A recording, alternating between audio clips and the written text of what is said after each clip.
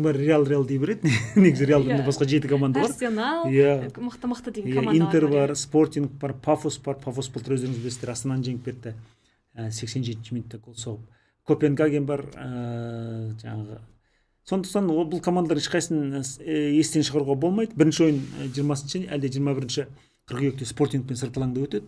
Бұны ұмытпауымыз керек. Қайраттың қазір енді ұлттық чемпионатта 5 ойыны қалды. Олар осы Қайраттың чемпиондар лигасында ойнауына байланысты кейбір командалар, мысалы Ақтөбе келіспей бір ойынды жылжытуға, қалған 3 команда келісіпті делінеді. Бір күн ары, бір күн бері ғой енді. Ол бір күннің өзі командаға өте жақсы әсер етеді. Сондықтан мен Реалға бет бұрмас бұрын Спортингпен өте жақсы ойын өткізуіміз керек деп есептеймін. Өйткені бұл Лиссабонда өтетін алғашқы ойын. Лиссабон мен Алматының арасы 6900 шақырым екен. Яғни УЕФА тарихында ең ұзақ жол болады. Және біздің Реалдың жанкүйерлері еңіреп жылап жатыр. Тағы Интердің жанкүйерлері қуанып жатыр, ойбай Алматыға бармайтын болды деп. Неге солар біздің Қайратты ойламайды? Қайрат 4 командаға сонша 49900 шақырым жүреді екен де Қайрат мысалы үшін. Барып келген сол 4 команда. Мұндай бұл УЕФА тарихында рекорд екен. Сондықтан ой Реал келеді деп алақанымызды аспанға көтеріп шапалақтай бермей, біз Спортингпен қалай ойнаймыз? Реал мен Алматыда ойын қалай болады? Одан кейінгі 2 ойын қалай болады? Ал жалпы 12 желтоқсанда бір ойын, қаңтарда және бір ойын Алматының орталық стадионына келіп тұр. Сол кезде 12, 15, 20 градус суықта біздің командалар қандай жағдайда өнер көрсетеді? Алматының орталық стадионы сол кезде ойынды қабылдауға дайын бола ма? Былтырғы Челсидің мысалындай олар қанша екінші құраммен келсе де бізді жеңіп кете ма деген сияқты мәселелер қойылу керек. Әрине Интер, Арсенал, Реалдан ойбай керемет 3 ұпай аламыз, 2 ұпай аламыз, немесе 4 ұпай аламыз деп көпіріп сөйлей беруге болады, бірақ жағдайды шынайы есептеу керек. Мысалы, Шериф деген команда осыдан 2 жыл бұрын ба Чемпиондар лигасында дәл сол Сантьяго Бернабеуде Реалды 2-1 есебімен жеңіп кетті. Мүмкін біздің де сондай бір ерлік көрсететін сәтіміз келетін шығар. Бірақ қазір жанкүйерлердің бәрінің көзі Реал деп тұнып кетті да. Ойпырмай, Джуд Беллингем келеді екен, Килиан Мбаппе келеді екен, ой Трент Александр-Арнольд, Тибо Куртуа келеді екен, анау келеді екен, мынау келеді екен деп жатыр. Бұл бір ғана қарсылас. Бізде аржанда тағы 7 қарсылас бар ғой. Мысалы өткен жылы дәл біз жеңіп кеткен Селтик 8 ойында 12 ұпай жинап 36 команданың ішінде 21-ші орынмен плей-оффқа шықты. Демек бізге де 11-12 ұпай жетіп қалады. Демек біз Реалдан, Интерден, Арсеналдан ұпай аламаған күннің өзінде қалған 5 командамен қырылысуымыз керек қой. Демек бұл тұрғыдан қарағанда Спортинг пен Лиссабонда өтетін ойын аса маңызды. Сондықтан мен Реалды ойламай тұрып, бірінші Спортингті жақсылап ойлап алайық, соған қарсы жақсы нәтиже көрсетуге тырысайық деп шақыратын жанкүйерлер. Қазақстанда енді өзіңіз айтпақшы, Реалдың жанкүйерлері өте көп, иә? Ертеңгі күні Қайратпен ойнағанда да Реалға жақтаса ма? Қазақ жерінде жүр. Енді ол мен қазіргі жастар жақтасып жатса ешқандай таң қалмаймын. Өйткені қазір құндылықтар деген өте тез ауысатын уақыт. Қазір жалпы әлемнің өзі үй болып кетті ғой. Әлемнің өзі. YouTube'дан қарап отырып ағылшын тілін үйреніп сөйлеп кететін 5 жасар балаларға қазір таң қалмайтын болдық. Қытайша сөйлеп кететін балаларға таң қалмайтын болдық. Демек әлем қам-қуыт араласып жатыр. Мұнда жерде сен Реалдың жанкүйерісің, сен Арсеналдың, сен неге Қайратқа жанкүйер болмайсың деп айта алмаймыз. Мысалы өткен жылы Астана Алматының орталық стадионында Челсимен ойнаған кезде біздің біраз адам Челсидің жейдесін киіп барып сол команданың жанкүйері болды мысалы үшін. Және оған ешқандай намыстанған жоқ.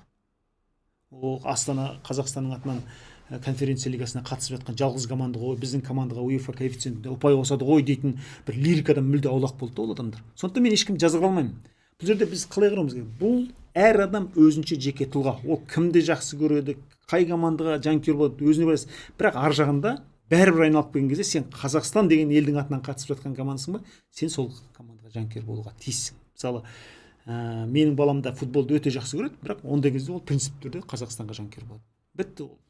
Және Қазақстанның футболының 1954 жылдан бері есептесең қанша 71 жылдық тарихында корольдік клуб тұңғыш рет келгелі жатыр. Ендеше неге соған қарсы жақсы жанкүйерлік етпеске мысалы үшін? Иә, неге соған қарсы деген сөздің астын сызып айтайыншы. Соған қарсы. Өйткені Реалда ChatGPT-дің мәліметі бойынша бүкіл әлемде 450 миллион жанкүйер болады екен.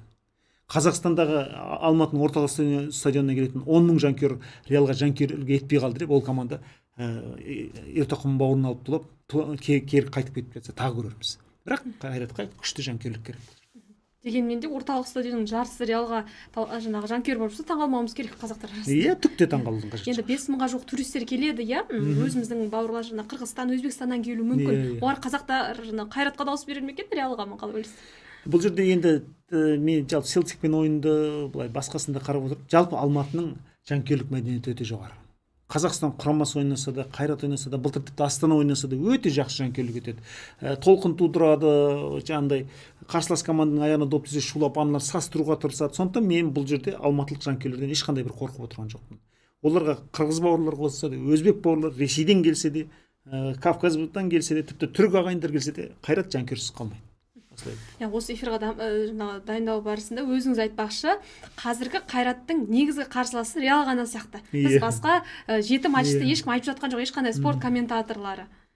Бұл жерде кәдімгідей сол Реал келеді кетеді. Ол өзіне тиесілі 3 ұпайын алып кетуі мүмкін. Мысалы, баяғыда өздеріңіз білесіздер, Килиан Мбаппе келеді екен деді. Астанаға келді, Франция құрамасы 2-0 есебімен жеңіп кетті. Ол жерде Мбаппе тіпті Мокинге пенальти соға алмады. Бірақ бәрі Францияның үлесінде кетті ғой сол 3 ұпай мысалы.